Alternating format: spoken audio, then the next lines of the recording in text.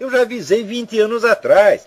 E esse pessoal, esse milico, eu já falei tudo isso 20 anos atrás no Clube Militar do Rio de Janeiro, em outras instituições militares. Eu já expliquei para eles como é que funciona isso. Quer saber? Esse negócio do Antônio Gramsci, por exemplo, o pessoal do Partidão fez isso. Deixa lá os guerrilheiros se matar, aquela meia dúzia, enquanto isso a gente apronta aqui a Revolução Cultural, toma o movimento editorial, toma a mídia, ocupa todo o espaço e sobe. Né? Então, o pessoal da guerrilha foi realmente boi de piranha. Quem quer que tivesse lido Antônio Gramsci entendia que o negócio era esse. Você faz uma guerrilha com 20 neguinhos armados contra o Exército, Marinha, Aeronáutica, PM, não dá. Você acha que eles esperavam ganhar aquilo? Falaram, não, aquilo é só para fazer um barulho e atrair os idiotas dos milicos, ficam lá perseguindo guerrilheiro, lá no Araguaia, na Ilha Comprida, no Raico Park. Enquanto isso, nós fazemos uma revolução cultural aqui e tomamos o país, como de fato aconteceu. Né? Agora, isso já estava claro nos anos 60. Enquanto o pessoal do Marighella estava lá preparando guerrilha, a turma do Partidão estava publicando, lendo e estudando Antônio Gramsci, porra. Isso foi nos anos 60. O primeiro livro do Gramsci saiu no Brasil já em 64, publicado pelo Enio Silveira. Tá certo? Depois saiu 1, saiu 2, saiu 3, saiu 4, e o pessoal do Partidão estudava aquilo dia e noite, enquanto os trouxas dos guerrilheiros ficavam lá, né, dando e levando tiro no Araguaia. Né, e os milicos trouxas tudo atrás deles. Eles, quando venceram as guerrilhas, falaram, oba, acabamos com a esquerda. Falaram, pô, mas vocês são os trouxas. Sabe, não há saco para isso, porque é muita burrice, leva muito tempo para entender o óbvio. Quer saber? O primeiro milico que deu sinal de ter prestado atenção ao Antônio Gramsci foi em 2001, o general José Fábrega. Depois de eu torrar muito o saco deles. Você está entendendo? Quer dizer, vocês se ferram porque vocês são burros. Isso aí é o que Eric Froger chamava estupidez criminosa. Vocês não têm o direito de dar um golpe militar, tirar um presidente. Aliás, já sacanearam desde o início, porque deram o golpe prometendo que ia ter eleição em 6 meses. E depois, um milico complexado, tá entendendo? Que é seu Castelo Branco, vendo o sucesso de Carlos Lacerda, que era o líder civil da Revolução, né? O Carlos Lacerda era um homem bem apessoado, bonitão, falava bem, todo mundo gostava dele, foi um governador de sucesso. Daí tiraram lá um general, baixinho, sem pescoço, tudo complexado. Ele teve que acabar com a carreira do Carlos Lacerda. E para isso suspendeu a eleição, e daí criou o governo militar, criou a ditadura, que não era para ter existido. Quem apoiou o golpe, apoiou por quê? Porque sabia que o governo João Goulart era um governo corrupto, comunista, comprometido com o Fidel Castro, trabalhando para Fidel Castro. Então tiraram o cara e fizeram bem tirar. Só que é o seguinte, tiraram e prometeram a eleição em 6 meses. Em vez disso, ficar lá 20 anos torrando o saco. Tá certo? E nem sequer deram educação ao povo contra o comunismo. Nem isso fizeram. Você imagina como a vida teria sido diferente se durante os 20 anos que esses milicos ficaram lá, eles tivessem educado toda a nação, passar toda semana documentário sobre o que se passou nos campos de concentração da China, da União Soviética, da Hungria, mostrar toda esta sangueira, esta violência sem fim, esta desumanidade hedionda que foi o comunismo, tivesse educado o país, nunca esta gente estaria no poder. E essa milicada ficou lá no governo, né, achando, não, nós vamos só cuidar da parte administrativa, não tinham coragem de enfrentar os caras na guerra cultural e ideológica, pô. Então deixaram os comunistas tomar conta de tudo. Quer dizer, vocês se ferraram, mas vocês são culpados disso também, vocês não cumpriram a sua obrigação, usurparam o poder, porque quem apoiou o golpe, até o Otto Maria Carpo apoiou o golpe. Ele escreveu 2 editoriais no Correio da Manhã, chama Basta e Fora, celebrando a saída do João Goulart, que ninguém mais aguentava. Tá, né? 3 meses depois ele já estava contra o regime, porque percebeu que os milicos estavam com treta, porra. Não iam cumprir a palavra dada. Tá certo? Você pensa o quê? Que o país é seu? Você faz um golpe, todo mundo ajudou vocês a fazer o golpe. A igreja ajudou, a população inteira ajudou, a Marcha da Família com Deus pela Liberdade foi a maior manifestação pública que já existiu nesse país. Fizeram coleta de dinheiro, aquela campanha do ouro para o bem do Brasil, todo mundo foi lá, deu dinheiro, velhinhas iam lá, davam aliança, tá entendendo? Davam colar que ganhou quando era de noivado, 50 anos atrás, a velhinha lá, e dá para ajudar vocês. Porque vocês tiraram um presidente corrupto e vendido e prometeram eleições em 6 meses. E o país inteiro esperava que o próximo presidente fosse um dos líderes civis do movimento. E, em primeiro lugar, o próprio Carlos Lacerda. Ou então Juscelino Kubitschek, que apoiou o golpe também. E que eram as duas pessoas mais populares do Brasil, Carlos Lacerda e Juscelino Kubitschek. Né? Agora, Deus Milico chegou lá, ele diz, não, agora nós não podemos confiar nos civis. Eu falei, uai, e nós podemos confiar em vocês? Vocês mentiram pro país inteiro, porra. É? E depois ficaram lá, em vez de ensinar, educar a nação contra o comunismo, não falavam nada, faziam de conta que são apolíticos, e daí prendia comunista e ia matar lá no porão do doicode. Isso é coisa que se faça? Quer dizer, vocês emporcalharam. Vocês, seus milicos, vocês emporcalharam a coisa. E vocês estão levando cuspida porque vocês merecem. É? Os comunistas são pior do que vocês, certamente. Mas vocês fizeram cagada. Vocês traíram a confiança que a nação depositou em vocês. Então, a gente vê que os militares foram honestos, administraram o melhor que podiam, etc. Mas eram pessoas vazias, pessoas ocas. Tá certo? E pretendiam administrar o país como se fosse uma empresa. Quer dizer, aquele velho sonho da ditadura tecnocrática, que é o sonho de Augusto Comte, que é outra ideologia maligna. Tá certo?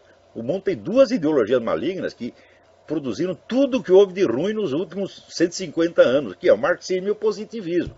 Ora, o positivismo é uma influência profunda na mente dos nossos militares. Então o que eles falaram? Liquidamos a vida política, chamamos meia dúzia de técnicos e administramos o país como se fosse uma empresa. É a ideia de Augusto Comte.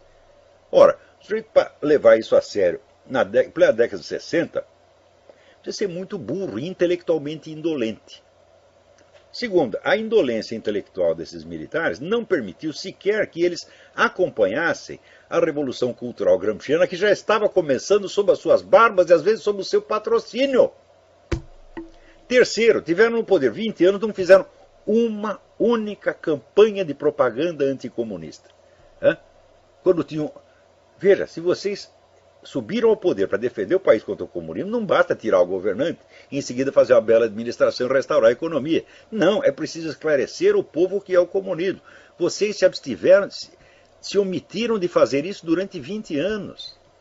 Às vezes faziam umas campanhas contra os terroristas, alegando a violência e a ilegalidade. Contra o comunismo mesmo não se falava nada.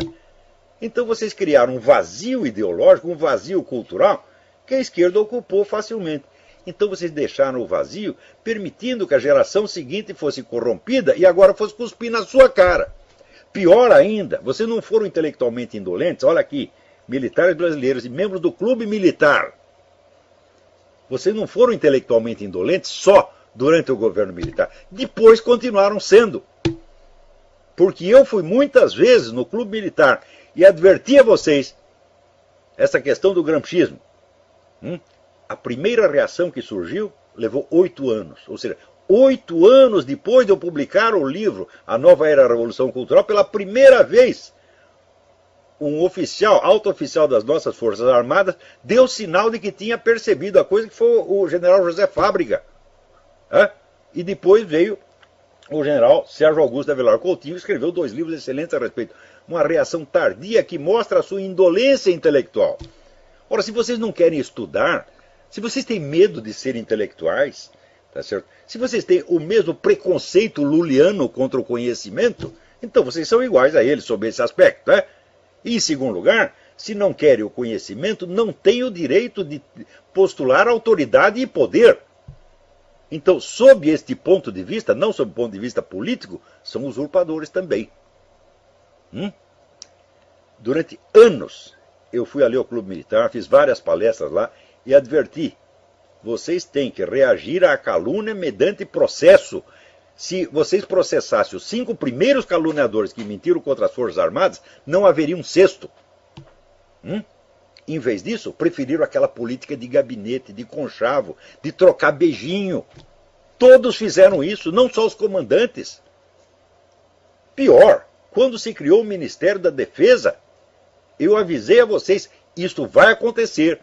As Forças Armadas vão ser pisoteadas, vão ser humilhadas e vocês não vão poder fazer nada. Ainda tem vários coronéis imbecis que se levantaram para dizer, não, mas nós precisamos do Ministério da Defesa, vieram com raciocínios burocráticos, mostrando que nada entendem de política, não entendem confronto de forças, não entendem estratégia leninista e muito menos estratégia de Antônio Gramsci, ou seja, amadores,